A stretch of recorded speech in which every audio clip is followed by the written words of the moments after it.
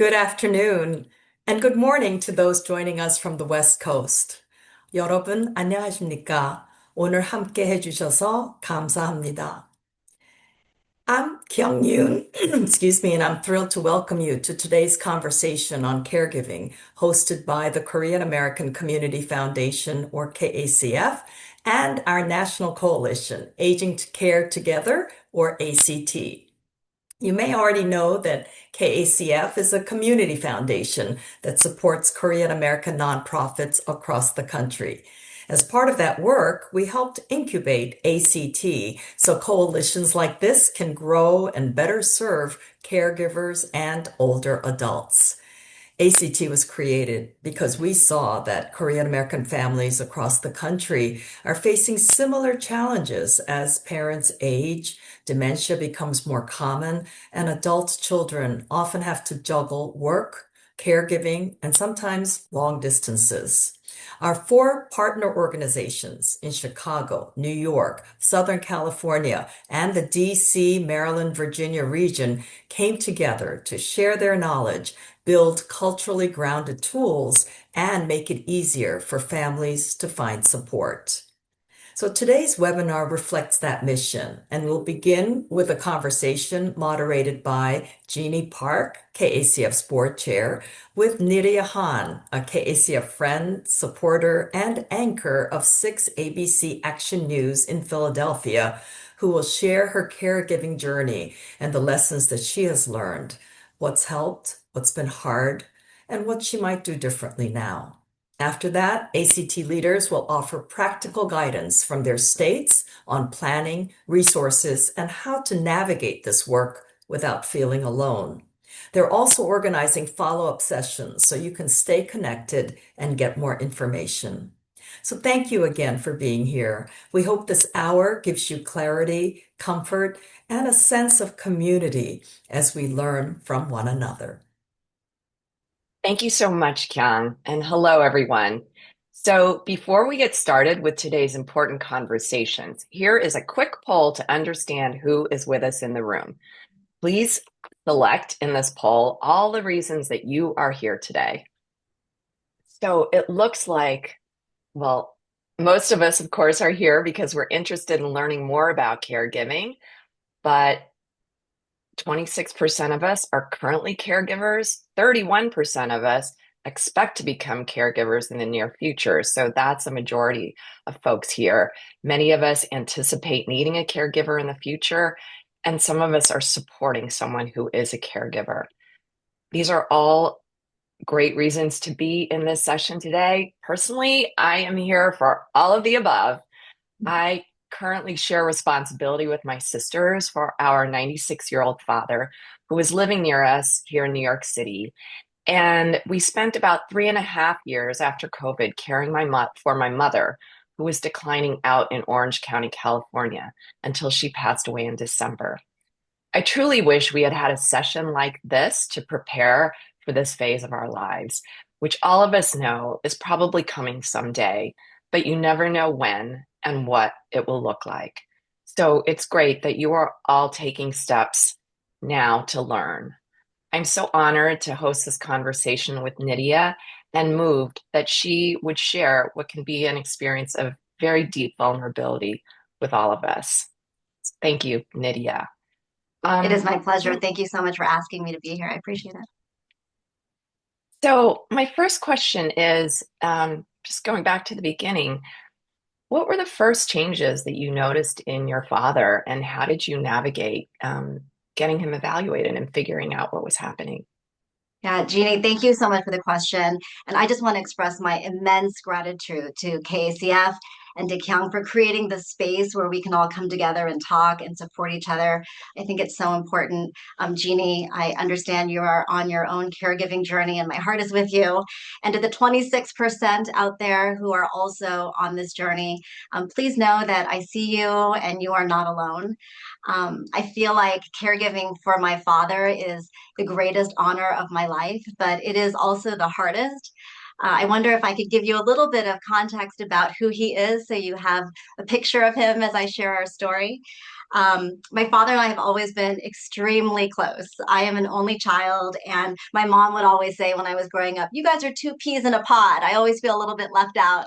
So I feel kind of bad about that now. But my Appa is really one of a kind. So he is very strong in spirit, but in demeanor, he is very gentle and he is quiet and calm.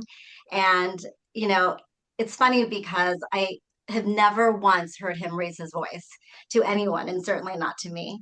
He's also incredibly intelligent, very funny. He has this very dry sense of humor and he has a mischievous streak and he is openly loving. Literally, not a day went by when he did not tell me and my mom that he loves us. He often brought us flowers. He wrote my mom poems. He was very unusual. And even now, when I see him, I walk in the door and I say, "Hey, Dad, how was your day?" And he'll say, "I missed you. I was just thinking about how much I love you." So that's the kind of person he was. And watching his decline has been just emotionally devastating. I'm so sorry. I promised myself that I wasn't going to cry, but it's so hard. So I was born and raised in Southern California, but my parents moved to Korea when I was basically in high school. And I always had this vision of what our life would be like when they moved back to the States. And so I imagined that my dad would pick up our kids from the bus stop after school, that he would make them mandu, maybe he would give them French fries out of the air fryer, which he liked to use. Maybe he would do a little Hangul lesson with them. And then I thought that, when my husband and I got home from work, we would all have these lively dinners and talk about our day and what was happening in the world. But that is not how life panned out. So, at my insistence, my father moved to Philadelphia from Seoul very abruptly in March of 2020, right before the world shut down due to COVID. And as soon as he got here, I could see some worrisome signs. So he was forgetting his computer password, his ATM PIN. He was forgetting to eat, and the food in his fridge was routinely going bad. So 2 months after my dad flew into JFK, I scheduled a telemedicine appointment with a friend of mine who's a neurologist.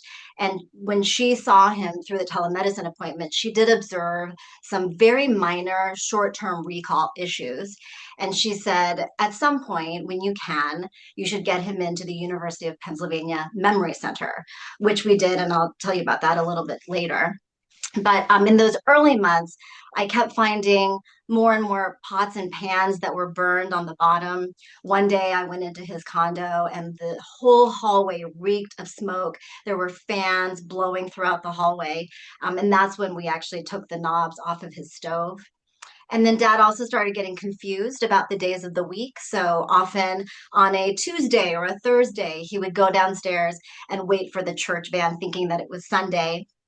And my dad was never able to pick up our kids from the bus stop. So I would call him half an hour before, 15 minutes before, reminding him that it was time to leave. But then he would always forget. On the few days that he remembered, he would get lost on the way to the bus stop, even though it was only 3 blocks from his house. And then the day that I realized something was really wrong, we were in upstate New York on a bridge that crosses the Hudson River.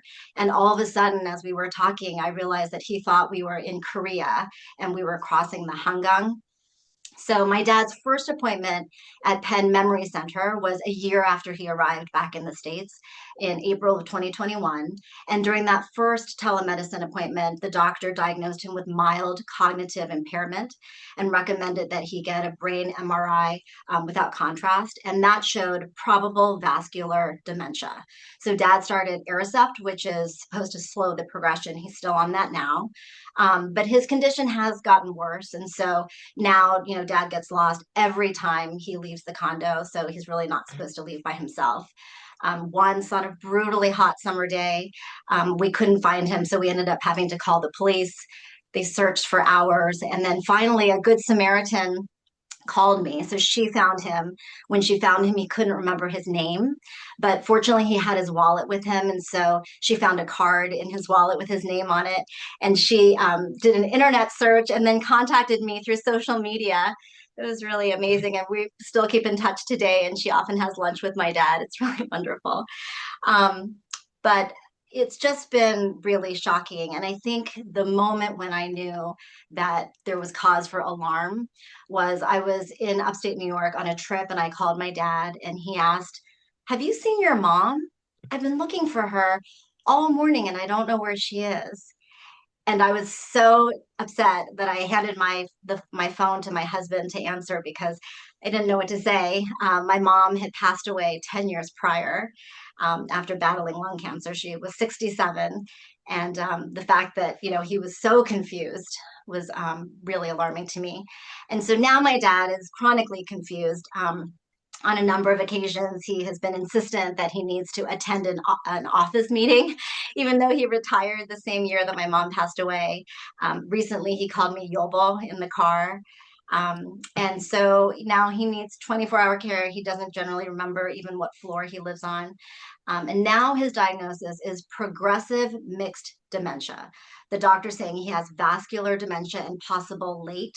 So I had never heard of late before, but it stands for limbic predominant age-related TDP-43 encephalopathy. It's such a mouthful, but it's when a protein called TDP-43 accumulates in the brain cells and then injures and ultimately destroys those cells. The symptoms are very similar to Alzheimer's, but late can only be diagnosed during autopsy. So doctors get a hint that a patient might have late when they see Alzheimer's like symptoms like they're seeing in my dad, but then the patient is testing negative for Alzheimer's. So that is where we are today after this 6-year journey so far in about 6 minutes. So Jeannie, back to you.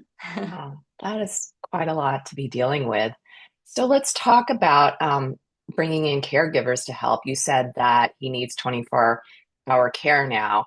I have to say that I never regretted more that I didn't learn Korean growing up, speak Korean growing up, because it made it very challenging to find Korean caregiving support for my parents. But you've worked with several caregivers. So what did you learn about finding the right fit, especially around language and culture, I am if that still mattered? figuring it Yeah. out. I am still navigating it. So I'm fortunate in that my dad does speak English fluently. He lived here for about 3 decades and he acclimated very much to American culture. But I have always looked for Korean caregivers because, he did just recently live in Korea. And my understanding is that a lot of times when people have dementia, they kind of forget the newer languages they learned later in life and they go back to knowing only their native tongue. And so my dad's primary caregiver comes to us from PASI, which is Penn Asian Senior Services. It is a home healthcare agency that was started by an amazing woman here in Philadelphia named Imja Choi, who's no longer with us. But her mom had stomach cancer, and Imja realized that she couldn't find a caregiver who spoke Korean and knew how to make Korean food and make her mom feel comfortable. And so she set out on this mission to find and train caregivers for the community. And now Posse has 19 languages that they serve the community in. And it's just really an amazing place. It has an adult day center and so much more. So our primary caregiver, Mrs. Kong, comes from Passy.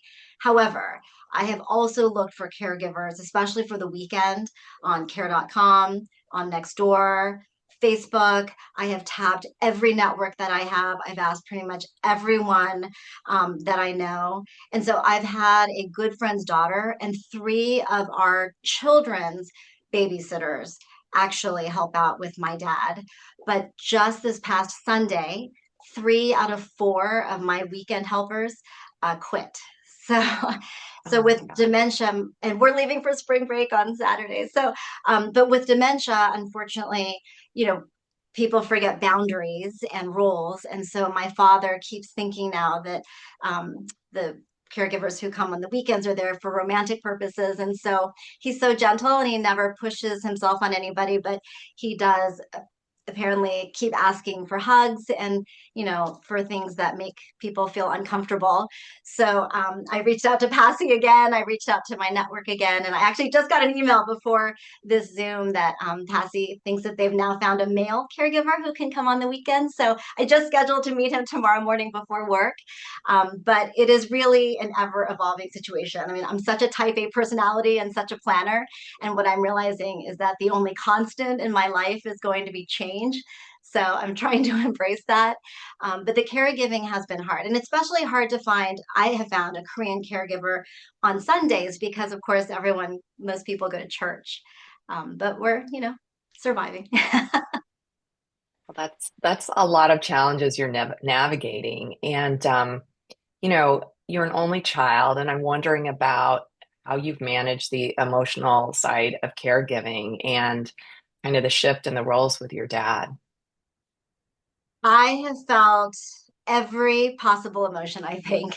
Heartbreak, anger, resentment, and so much guilt. So when my dad first arrived and I was seeing these signs, and then when he was diagnosed with dementia, I was so sure that I had caused the dementia by pushing him to move to the States so abruptly, and then by him having to isolate because it was COVID-19 for 2 weeks without internet access, without anything. And I held that guilt for a really long time. And then I finally talked to my father's doctor and I asked him, I said, do you think that my dad's dementia was triggered by the chaos and the stress of moving to the United States so quickly? And he said no. And he said, and thank God you did move him when you did, because otherwise, my father was living alone in Korea. And I just broke down and started sobbing because I just felt such a relief of that guilt. But I still feel a lot of guilt. I'm in the sandwich generation. My kids are 11 and 13. They were 5 and 7 when my dad first moved here. It's not lost on me that my kids no longer need babysitters and diapers, but now my father does. And I feel like I don't spend enough time with anybody. I would love to spend more time with my father and my kids and my husband. So there's a lot of guilt associated with that. And my father is brilliant. I mean, he had a successful career. He went to Gyeonggi and Seoul National University, and he just was also so humble. And so the other thing that with dementia is I at first didn't want to tell people that he had dementia because I felt like that would be an invasion of his pride and privacy and dignity.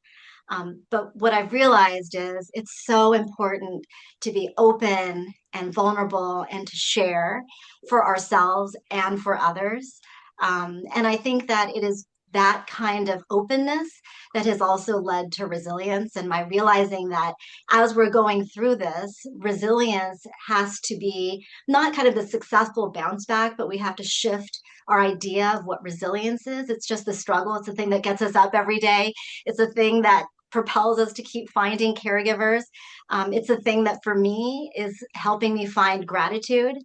My dad still teaches me so many things every day to be present, to be patient, to be empathetic, and I consider those to be really wonderful gifts. But yeah, it's hard. The other thing I before I had all of these caregivers, I did put some things into place that were really helpful. So I have cameras all over so that I can see my dad when I'm not there. I can talk to my dad through those cameras because my father has forgotten how to answer any of the phones. And then, I for a while made sure that we had the Find My on his cell phone. I had put a card in his wallet that said, if you find me, please call my daughter, and it had my phone number on it. But then when he started getting lost, he did not have his wallet and cell phone all the time. So we bought these insoles on Amazon.com that you can put Apple AirTags in. And so every time he walked out, we could find him. So that was helpful. But I have found those kinds of hacks really helpful throughout the years. I mean, those hacks are so important. Yeah, I think I didn't know about the insoles. Like, we have an AirTag on my father too on his keys because as of now, he's obsessive about always having his keys. great. But if not, I mean, I love that insole idea. And we also have cameras everywhere. We also have the kind of cameras where you can just drop in because he can't, answer or won't answer all the time. But these things, they may seem small, but they actually create a lot of a security, I think, for everyone. And I know, I wish, we need to have just like a big checklist of things that, that you can get, right? The things that over the stove that can, the alarms or things that put out the fire automatically, if you're not there. But it took like just my talking to so many different friends to learn about all these different things, which is why it's so great that we're able to share with a large audience here today. So one The thing other that comes thing, up, yeah, go ahead. sorry, go ahead. No, I was just going to say the other thing, Jeannie, that I am glad that I did kind of early on was I made my dad get hearing aids. And that has been so helpful because I think that his dementia probably would have progressed more quickly. His world would have gotten dimmer and smaller more quickly. And so, he really did not want to have um, hearing aids, but I really kind of insisted, and I'm glad about that. And I'm also glad that I started looking for caregivers very quickly in the process because I think that it was important for him to become familiar with somebody who could then continue to be with him once his memory was fading. right. Yeah. I mean, hearing definitely, when your hearing is impaired, it definitely leads to cognitive impairment. So Yeah. it's really important to address that early. So people ask a lot about the financial implications. Of course, care is very expensive. We live in a country that doesn't provide a lot of care. So what have you learned about this, through your experience? So, right after my dad was diagnosed with mild cognitive impairment, I started calling elder care law attorneys, elder care attorneys. That's what they're called. And I quickly got power of attorney, and I'm so glad that I did that as quickly as I did because soon I don't think that it would have been possible for me to do a lot of the things or for him to make a lot of the decisions that he needed to make. We also quickly got his medical directive, and we started thinking about his finances and how we were going to plan given multiple scenarios. There have been a lot of surprises. For instance, I didn't realize that even though my dad's not on Medicaid, he's on Medicare. There are, at least in Pennsylvania, 20 caregiving hours per week that are provided by the state. So we don't pay for 20 hours a week, which is great. There's also a pilot program called Guide, again, at least here in Pennsylvania, that provides additional hours. I haven't used that yet, but I did a story on it.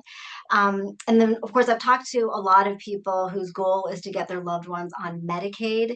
And that's a whole world that I was not familiar with. And the two things about which I was least familiar that came as surprises to me is that if that is your goal, your loved one can only have a minimum or a maximum amount, like a certain amount in their bank account. And there's a 5-year look back. So if your parent has given you big gifts or something like that, that's something that the Medicaid folks are going to look at. And there's a penalty for that. So those are things that I thought were interesting. I realized, Jeannie, that I didn't answer your question about the role reversal that comes with caregiving for a parent.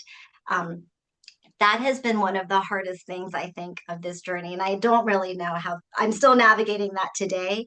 Every single night, my dad will say, "You don't have to drive me. I'll drive myself. I'll walk." Or he'll say, "I don't need you to worry about my dinner. Why are you here?" Or, "I'm not going to change my diaper. I'm fine. I don't, I want some privacy," and things like that. And he'll always say, "I'm self-sufficient. I don't need your help." And I just like plow through it and make him do the things that need to get done. And I just kind of smile and laugh and say, "But I want to do these things for you. Let's make it fun." Yeah, But right. the role reversal, I think, is really hard. And I think that's something that people should probably kind of mentally prepare themselves for. I know. I think that is so frustrating for my father too. Um, so now our last question. If you could go back to the beginning of this journey, what advice do you wish you had gotten? And what are some things that you maybe would have done differently? Because I think these lessons that you've learned will be invaluable for all the folks on the call who are dealing with caregiving now or in the future. This is a piece of advice I received but did not follow through on, and I wish that I had. And it seems probably like such a small thing.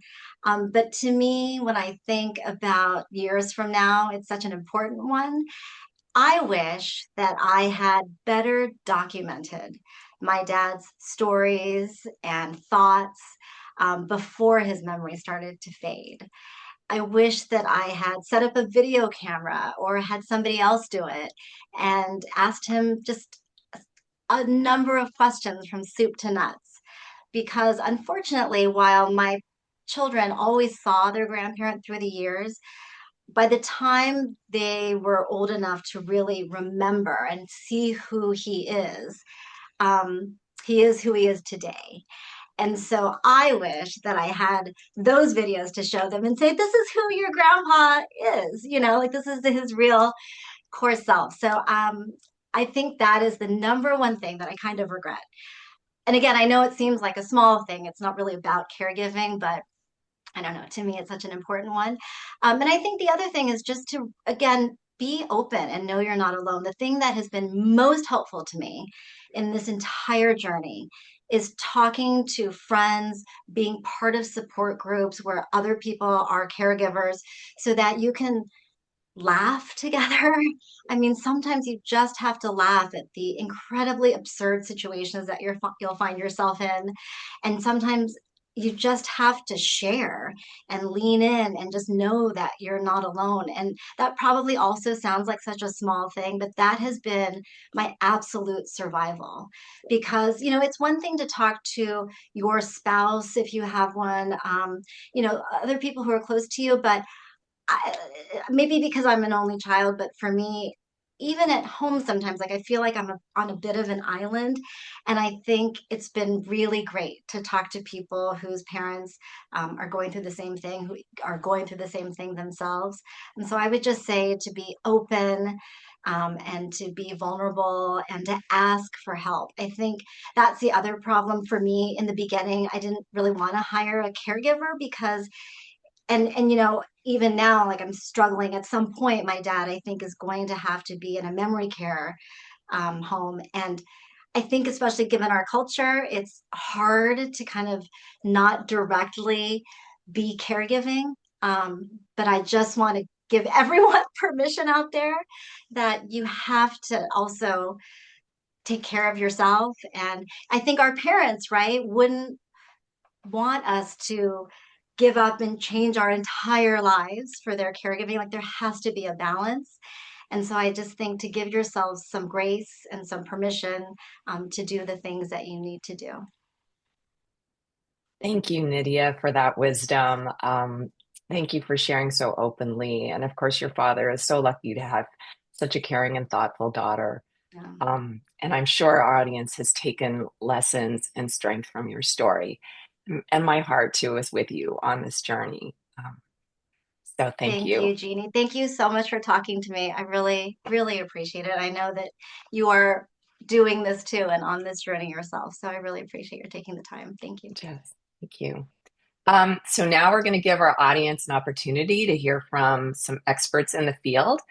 And we received some 40 questions from you all in advance, and we will be answering all of them and posting the responses on our website next week.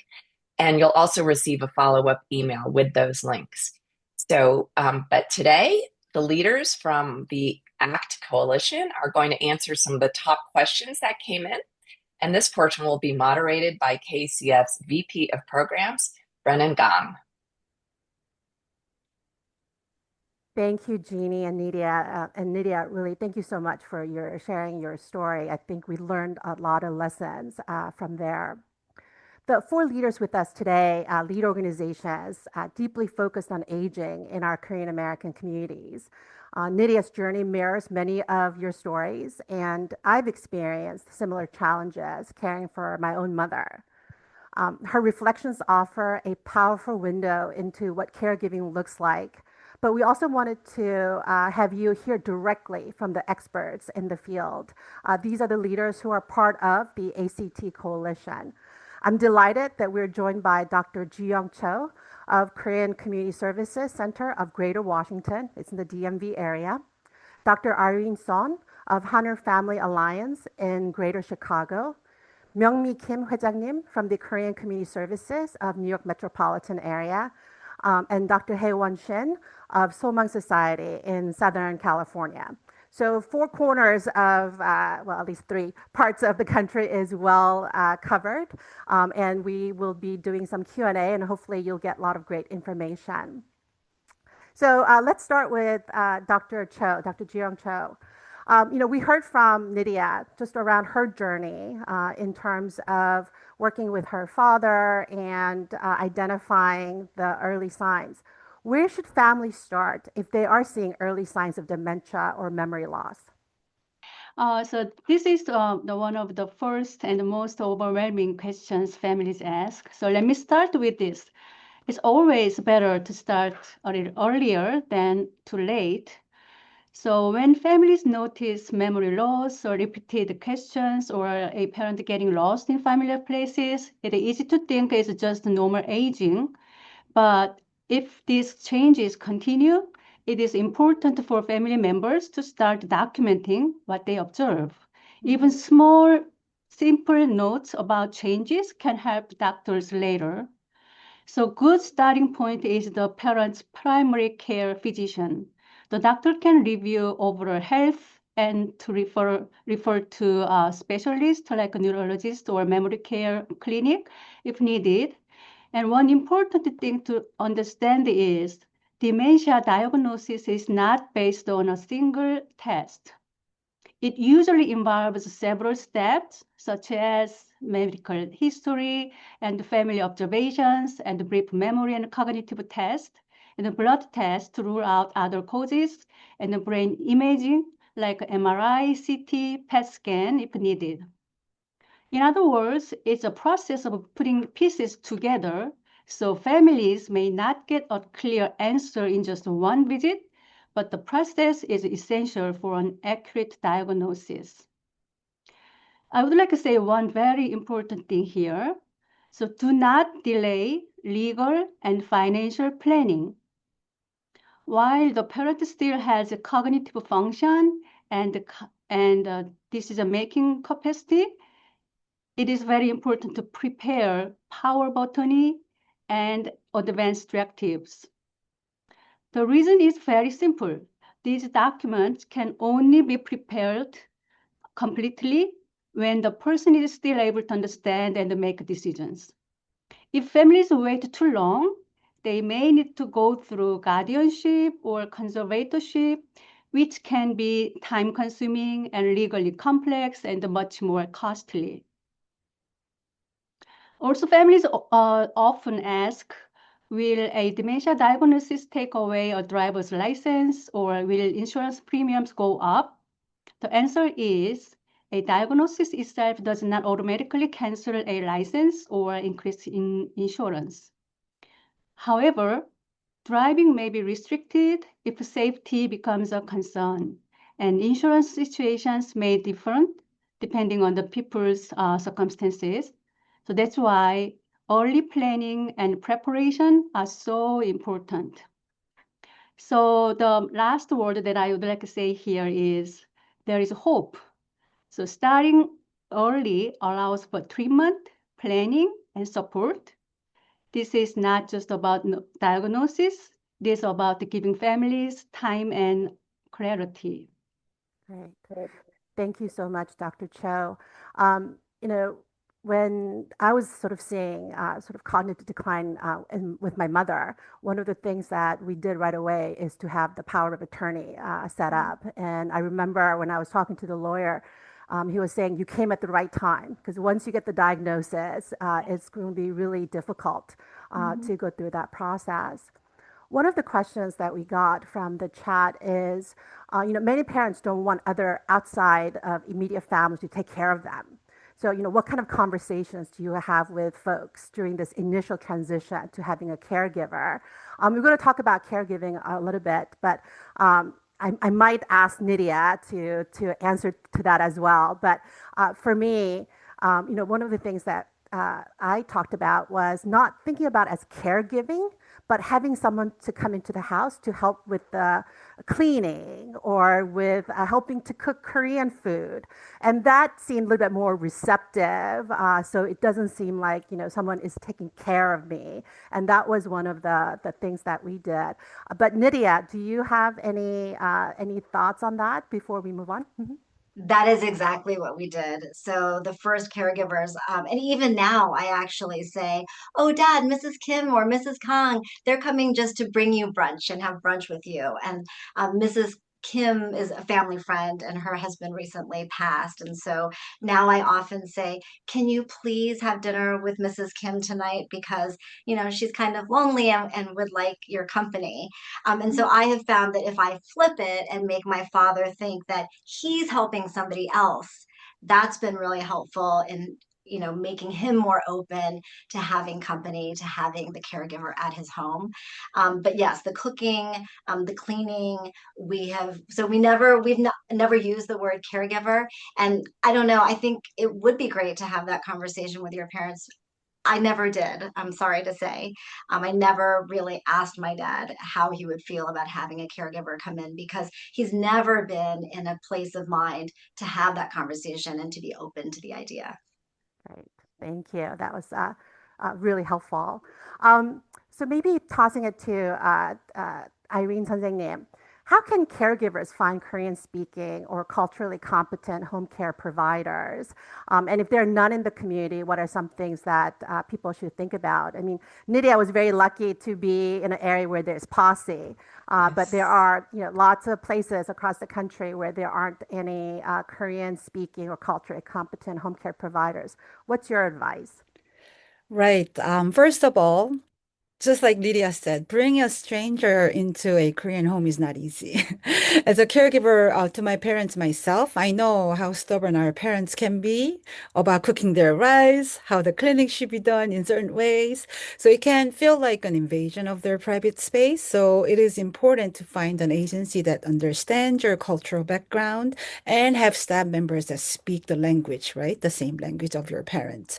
So, if your parents have Medicaid, I guess it's easier, right? You can always find those Medicaid sponsored program providers, and you can search for the list through your local area agency on aging to get a list of ethnic providers. Nowadays, you can ask if they have, if they can provide you with a list of Korean speaking, staff agencies.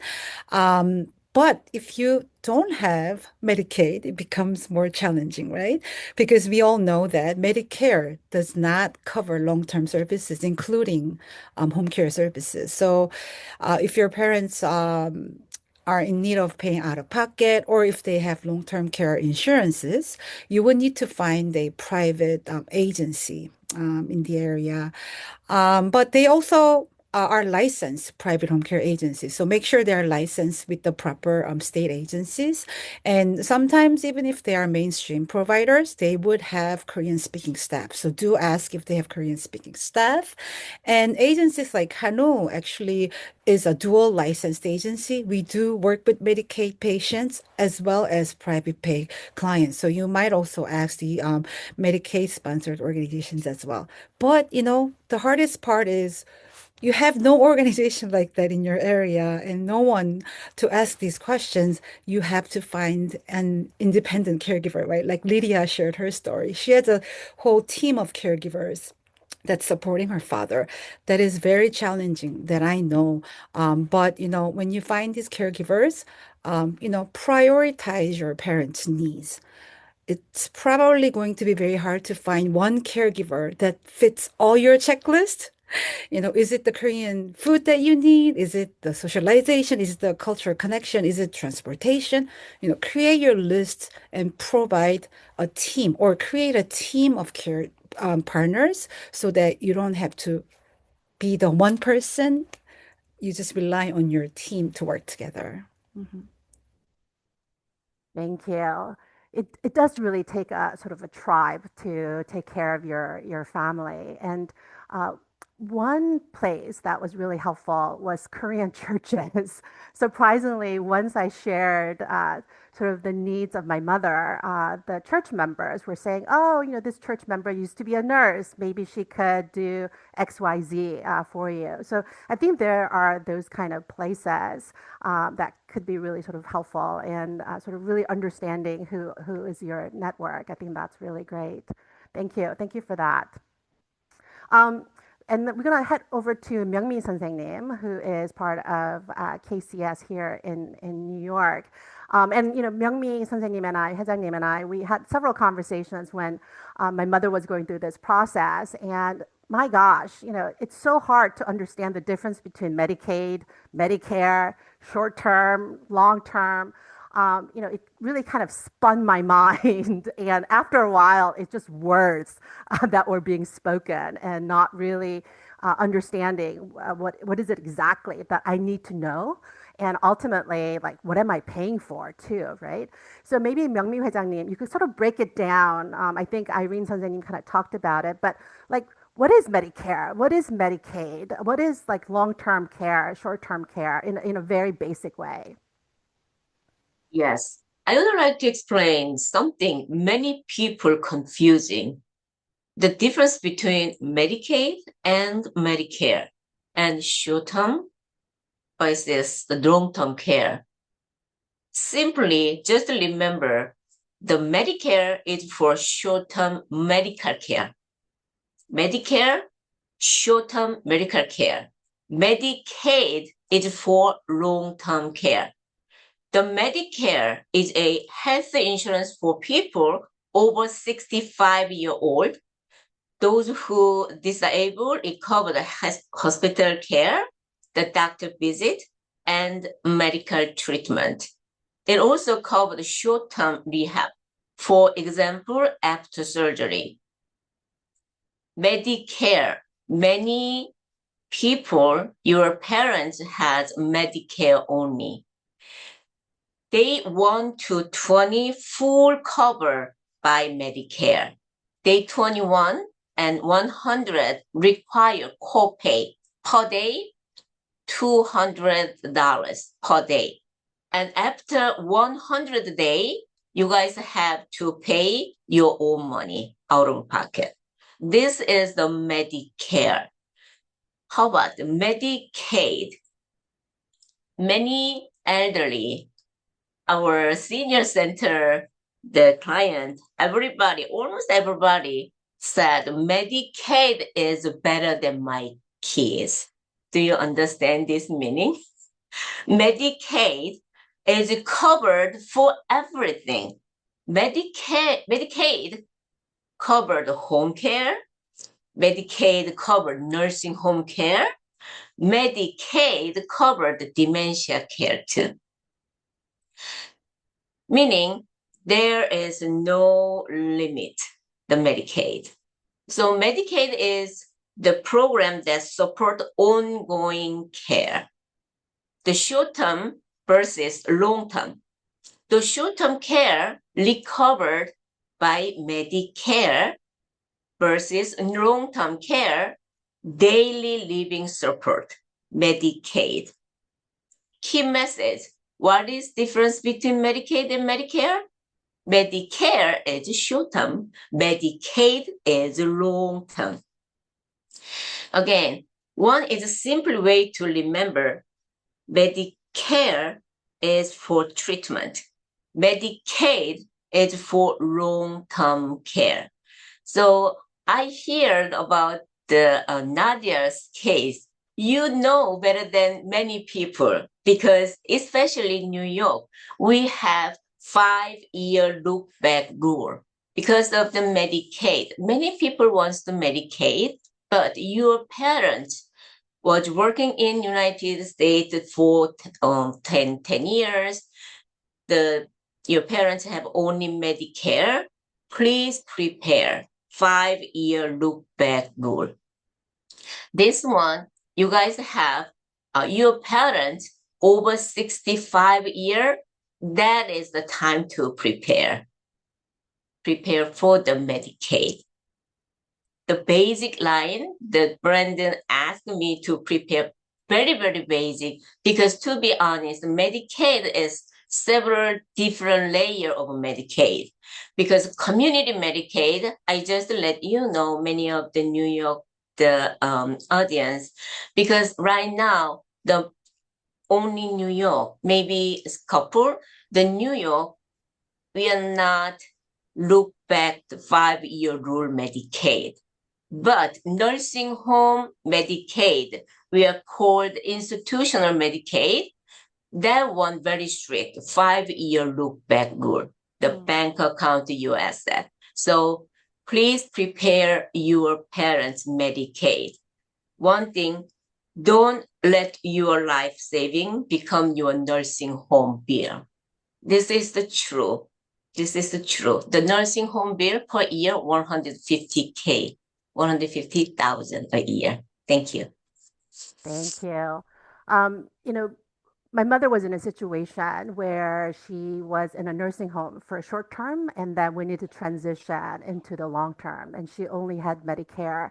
And I had spoken to an elder law attorney, and goodness, I wish I had talked to an attorney like years a little bit earlier, not because we were thinking about that this will happen, but just as a process in how you think about aging. I think uh, that would have saved a lot of tears.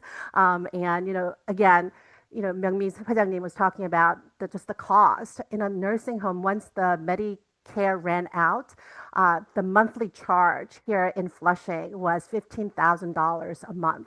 And if you're thinking about families who are experiencing that, unless you have incredible wealth, it is really difficult for middle class or even upper middle class families to pay $15,000 a month to pay for your loved ones to be in a nursing home. So thinking about sort of that financial planning, I think would be really important to have those conversations earlier.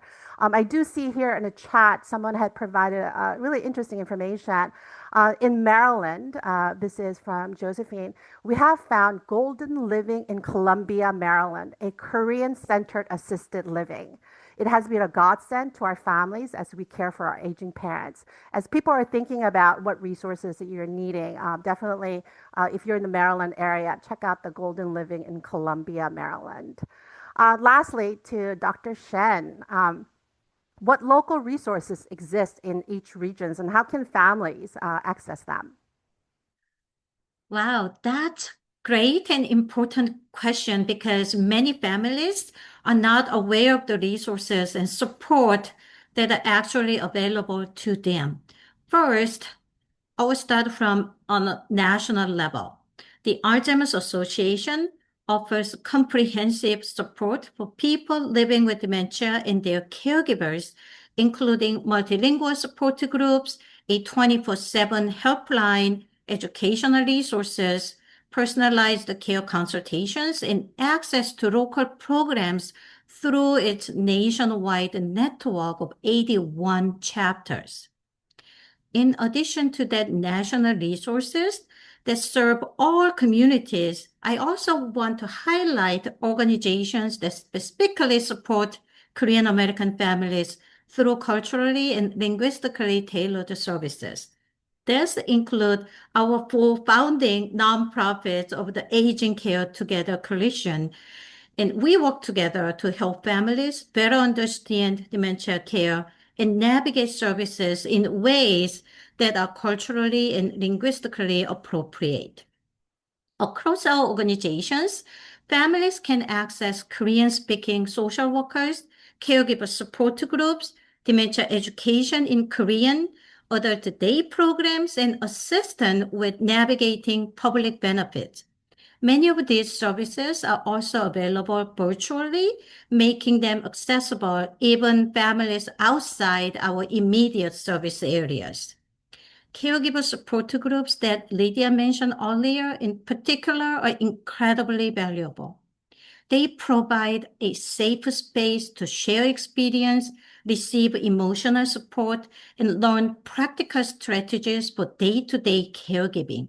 They also help families understand what to expect as dementia progresses and remind caregivers that they are not alone. For example, Somang Society offers support groups in both Korean and English, available in person as well as online through Zoom, making them accessible, available to caregivers across different states and different regions. In terms of direct care support, Somang Society offers a memory care program, including adult day social programs exclusively for older adults with dementia in the early to moderate stages. Hanul Family Alliance provide home care paid caregiver programs. KCSC Greater Washington operates community health clinics that includes memory screenings for older Koreans experiencing memory concerns. KCS New York and Hanul Family Alliance offer adult day centers serving all older Koreans, but including those with dementia. Finally, there are local government resources that many families don't know about. Every region in the United States has access to services through the Elder Care Locator, which connects you to your local area agency on aging. These agencies can help you find adult daycare, respite care, transportation, meals, and caregiver support programs in your area. So in short, families can start by reaching out to national organizations like Alzheimer's Association, connecting with the Korean American organizations such as those in the ACT coalitions, or using the Elder Care Locator to identify services in their local areas to find services that better meet their needs. Thank you. And I think, in many ways, how do we get information? That is always the biggest question for us and the dilemma. We don't go to school to learn these things.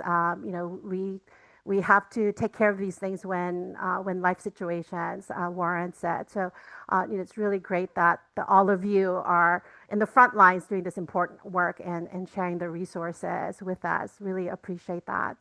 And for all of you who are joining us on this webinar, we can really take a deep dive in each of the subjects that we talk about. There is so much to learn.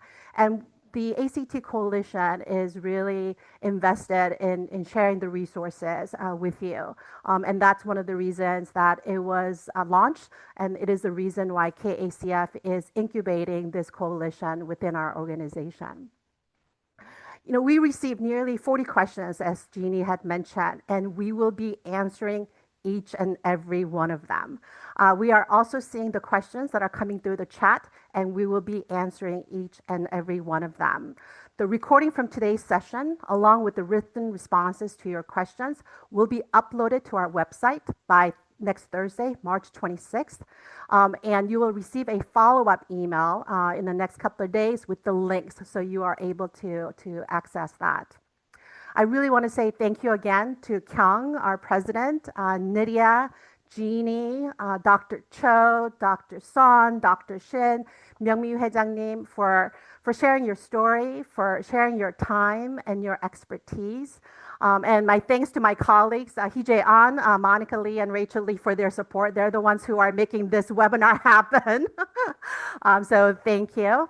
We want to do a quick poll just to hear from all of you, how this webinar sort of increased your understanding. How much did today's webinar increase your understanding of caregiving? If you could kind of answer that for us, it would be very helpful as we plan the next session as well. So if you could just take a few seconds to do that. Wonderful. It seems like you all are receiving some information. That's fantastic. And again, we will be answering all the questions that have come through. So really stand by for that. There will be additional sessions on Zoom, as well as in-person gatherings in New York, in Chicago, the DMV area, and in Southern California. Please stay tuned for those details. Since you have registered for this session, you'll be getting an email as well as an update, so look out for that. The goal of the ACT Coalition is really simple, to make sure that you have the information and resources and the support you need to care for your loved ones. And this last slide will tell you the information just around the March 26th recording that's going to be updated, as well as the email. So thank you so much again for joining us today, and we will be in touch. Thank you, everyone.